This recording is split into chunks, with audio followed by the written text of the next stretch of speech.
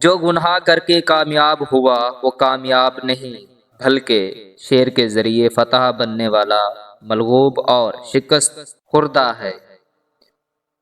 2 دن کی زندگی ہے، اسے 2 ہی اصولوں پر گزاریں، ملیں تو پھول بن کر اور بکھریں تو خوشبو بن کر۔ تمہارے جسم ابھی زہری گناہ سے پاک نہیں ہوئے اور تم اندرونی پاکیزگی کا دعویٰ کرتے ہو۔ تم مخلوق سے تو دوست رویہ رکھتے نہیں اور خالق سے دوست رویہ رکھنے کا دعویٰ کرتے ہو۔ تم میں سے کوئی بھی خدا کے علاوہ کسی سے امید مت رکھنا۔ ایمان والے کی فطرت ہے، بچہ کرو وہ نور الہی سے دیکھتا ہے۔ ضمیر کی عدالت میں جاتے رہا کرو، وہاں سچے فیصلے ہوتے ہیں۔ جو غلطی بارگاہ خداوندی میں تمہیں تکلیف دے وہ اسے اچھے عمل سے بہتر ہے جو تمہیں خود پسند کر دے۔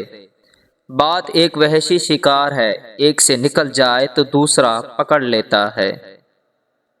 جب کسی طاقتور کو اس کے جرم کی سزا نہیں دی جاتی تو وہ سزائے پورے سماج پر تقسیم ہو جاتی ہے۔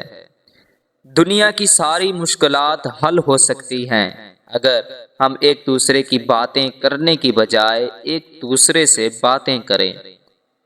عورت سرپائے آفت ہے اور اس سے زیادہ آفت یہ ہے کہ اس کے بغیر چارہ نہیں۔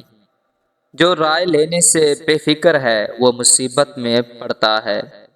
جب فرائض کو نقصان پہنچے تو نوافل سے راضی خدا نہیں ملتی۔ جب لوگ تمہیں تکلیف میں اکیلا چھوڑ دیں تو سمجھ جانا کہ اللہ تمہارے کام کا ذمہ خود لینا چاہتا ہے۔ زخم وہ جگہ ہے جہاں سے روشنی آپ کے اندر داخل ہوتی ہے۔ مقدار پر راضی ہو جاؤ، غنی ہو جاؤ گے۔